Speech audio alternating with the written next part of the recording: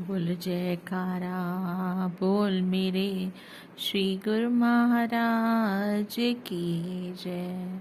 श्री अमर ज्योति दर्शन ग्रंथ श्री आनंदपुर अकारण कृपा। परम धाम में महात्मा जी ने उसे अहमदनगर आश्रम का पता दिया। कहा कि वहां पहुंचकर श्री आज्ञा मंगवाना, फिर श्री प्रयागधाम जाना। उसके मन में यह दृढ़ संकल्प था कि उसने श्री प्रयागधाम पहुंचना है। इस हेतु पहले वह अहमदनगर आश्रम में पहुंचा और वहां से श्री प्रयागधाम का पता मालूम कर वहां पहुंच गया। इस प्रकार उसे मार्ग में ही 7 दिन लग गए। वहां जाते ही विदित हुआ कि आज ही प्रातः श्री सद्गुरुदेव महाराज जी ने पंचगिनी आनंद धाम के लिए प्रस्थान किया है और आज का दिन पूना आश्रम में ही विराजमान रहेंगे। यहाँ पर 3 दिन बाद कृपा फरमाएंगे। उसके मन में विचारों का तूफान उमड़ रहा था कि हे भगवान, मैं तो इंसान हूँ, आपने अपना चमत्कार तो दिखा दिया, अब मेरे संकल्प को भी पूर्ण कर दो, मुझे दर्शन दो। पूना में पहुंचकर महाप्रभु जी ने 2 घंटे बाद फरमाया, महात्मा जी, हमारा श्री प्रयागधाम में बहुत ज़रूरी काम है, इसलिए अभी अभी वहाँ चलो। इधर भक्त की पुकार और उधर भगवान भक्तों का विरत संभालने के लिए श्री प्रयागधाम में पहुंच गए। मधुर मधुर हॉर्न करती हुई कार बिना सूचना किए दिए जब श्री प्रयागधाम पहुंची तो सब गुरमुख प्रेमी भागते हुए अंदर सत्संग भवन की तरफ पहुंचे। श्री प्रभु जी को अचानक आया देख कोई तो कहे कमाल है और कोई कहे कि प्रभु जी की महिमा बेमिसाल है। श्री प्रभु जी दर्शन देने के लिए सत्संग भवन में विराजमान हुए। वह राहुरी का परिवार भी सबके साथ वहां श्री दर्शन करने आया। श्री गुरुमा जी ने मुस्कुराते हुए और आशीर्वाद देते हुए भक्त को पास बुलाया। फरमाया, भक्त जी, कभी हम तुम्हारे पीछे और कभी तुम हमारे पीछे। यहाँ पहुँचने की इतनी क्या जल्दी थी? हमें तुम्हारे लिए अपना पंचगनी का कार्यक्रम स्थगित करना पड़ा।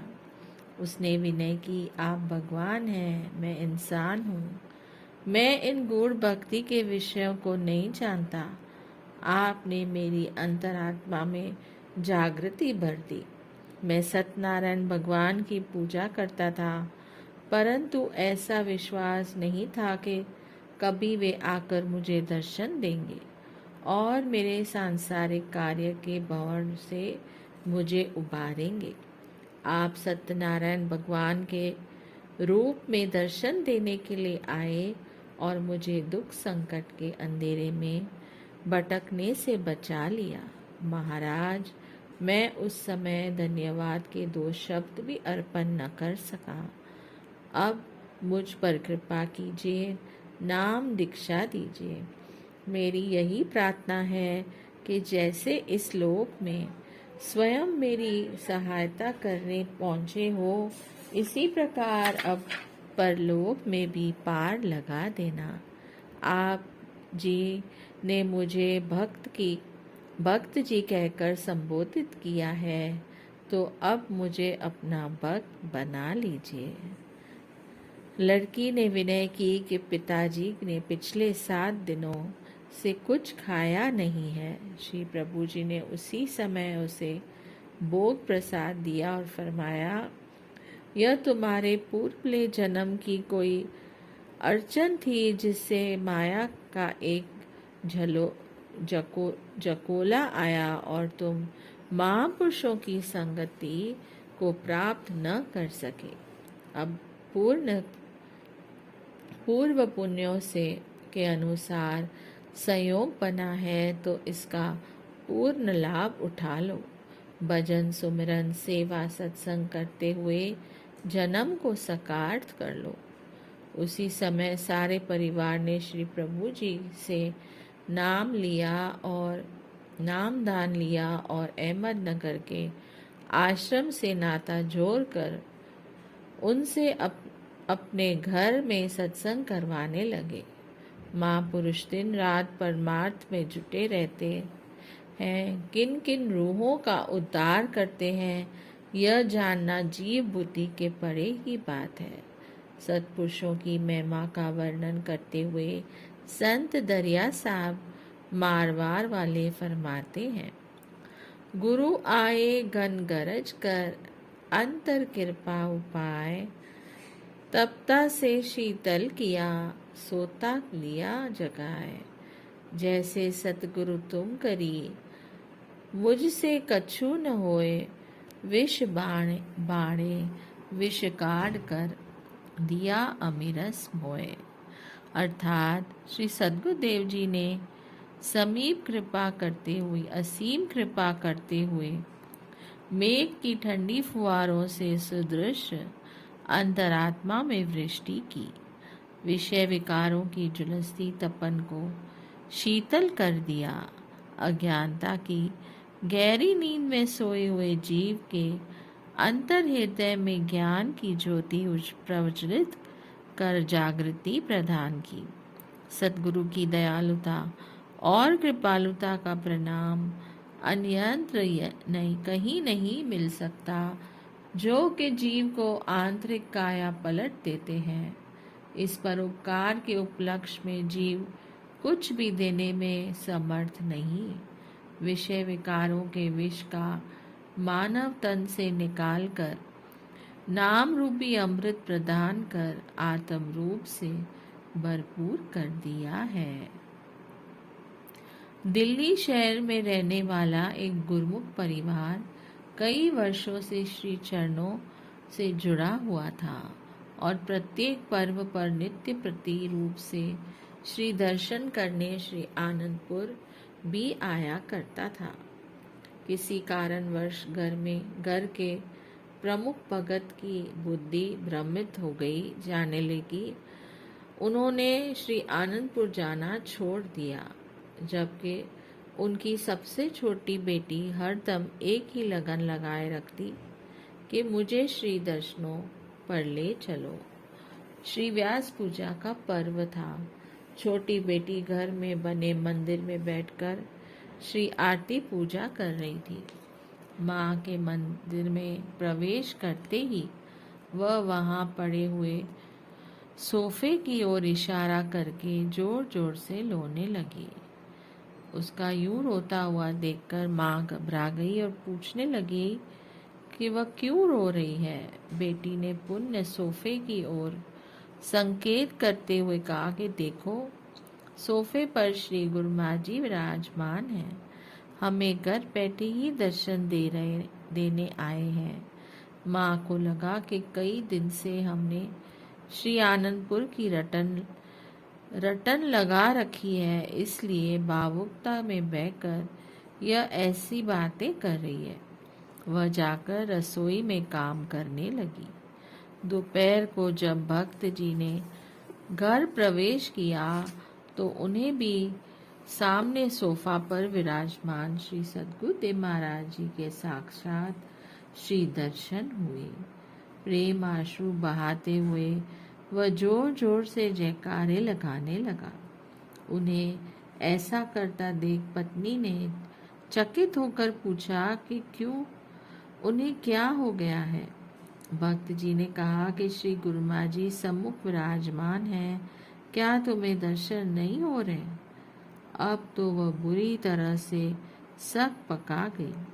श्री मंदिर में जाकर दंडवत प्रणाम कर क्षमा याचना करने लगी कि हमारी अज्ञानता के कारण आपको कितना कष्ट हो रहा है। हम मार्ग भटक गए थे, परंतु आपकी दयालुता की कोई सीमा नहीं। स्वयं घर में पधार कर श्री दर्शन दे रहे हैं। गुरवाणी में भी वर्णन आया है, भूले को गुर मार्ग पाया, अवर त्याग हरि भक्ति लाया। सतगुरु ही भूले हुए को मार्ग दिखाते हैं और उसे अपने श्री चरणों से जोड़कर भक्ति की ओर अग्रसर करते हैं। कुछ ही दिनों पश्चात वह सारा परिवार श्री दर्शन हेतु श्री आनंदपुर पहुंच गया। जब वे श्री चरणों में उपस्थित हुए तो महाप्रभु जी ने मुस्कुराते हुए फरमाया कि आ गए हो तो श्री आनंदपुर, आपको दर्शन हो रहे हैं।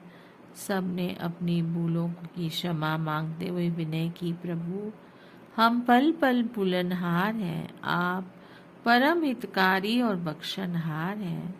हमारी त्रुटियों की ओर ध्यान न देते हुए अपनी कृपा का वरद हस्त हमारे ऊपर रखकर हमारे अपने सुकोमल तन पर इतने कष्ट सहन कर विषम परिस्थिति से उबार लेते हो। आप बिरध संवारनहार हैं। सब ने प्रभु जी का कोटि कोटि आभार व्यक्त किया। महापुरुषों की महिमा का वर्णन करते हुए संत चरणदास जी कथन करते हैं, भरम निवारण बैर हरण, दूर करन संदेह, सोता खोले प्रेम का, सो सम गुरु कर ले। महापुरुष जीव बुद्धि पर पड़े हुए ब्रह्मन के आवरणों को बसीमीभूत कर देते हैं, काल माया के भय से त्राण दिला देते हैं। उनके पावन श्री चरणों में प्रेम के अकुट खजाने हैं।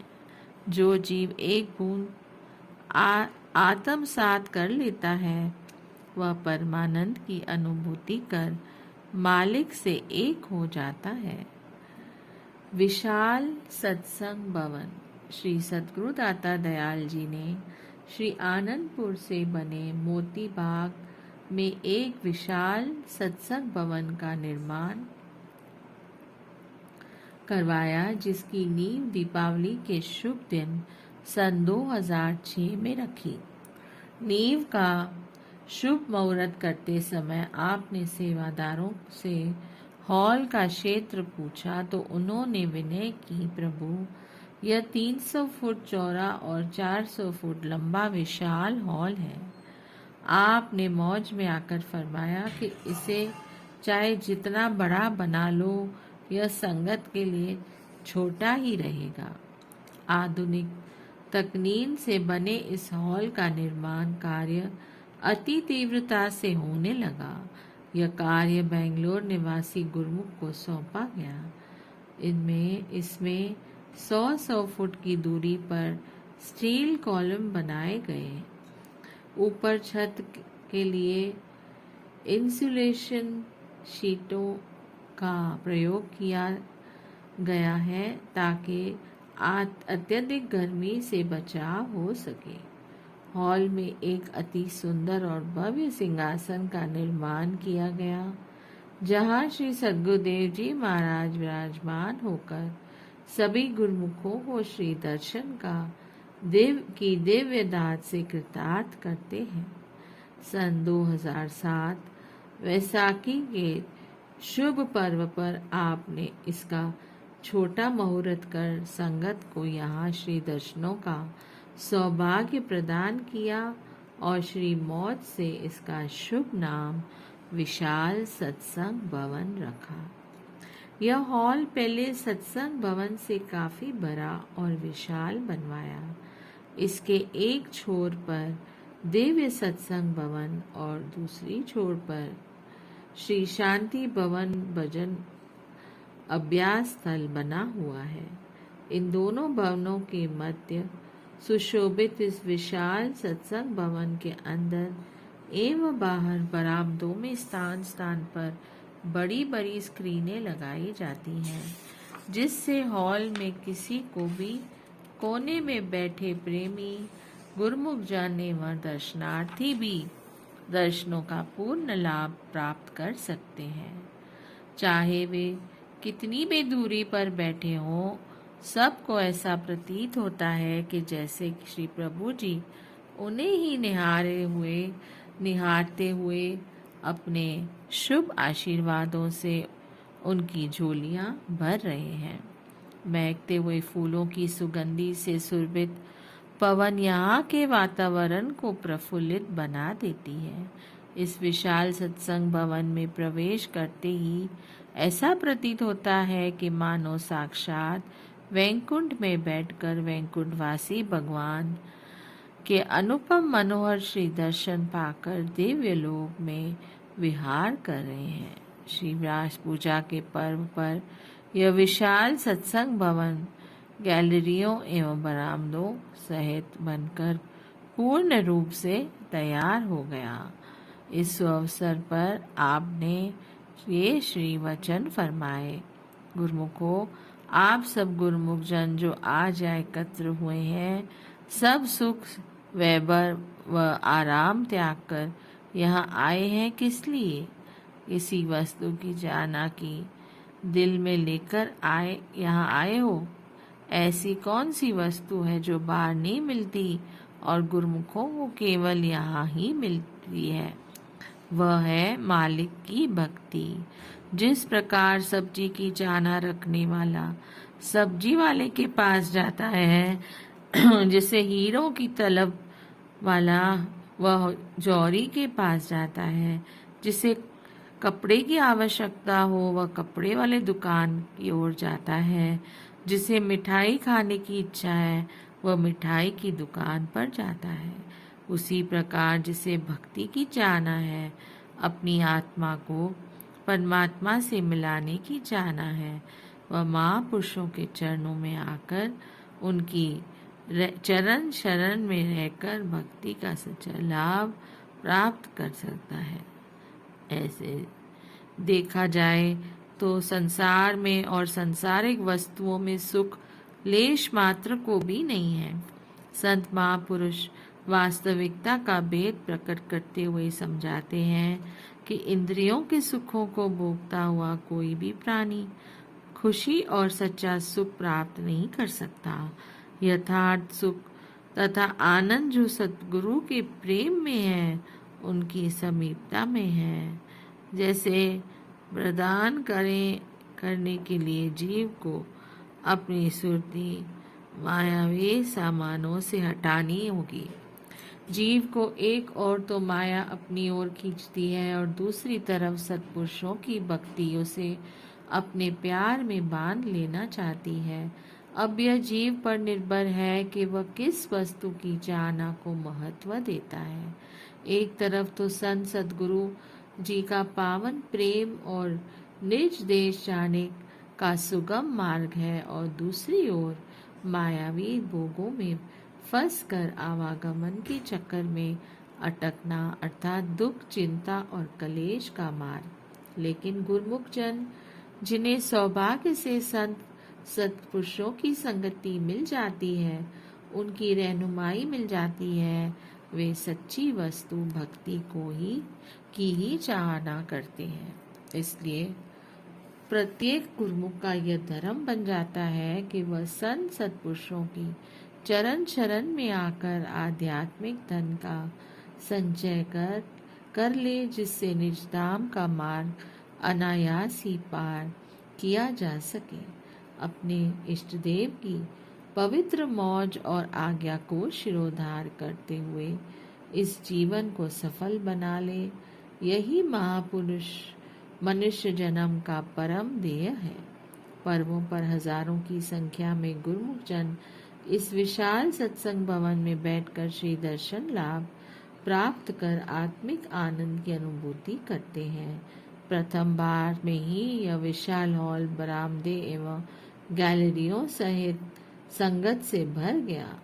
नींव के शुभ उद्घाटन पर किए श्री प्रभु जी के वचन अक्षरश सत्य हुए कि इसे चाहे कितना भी बड़ा बना लो, परंतु यह स्थान छोटा ही रहेगा। श्री सद्गुरुदेव जी महाराज श्री चतुर्थ पातशाही जी ने भी यही वचन किए थे।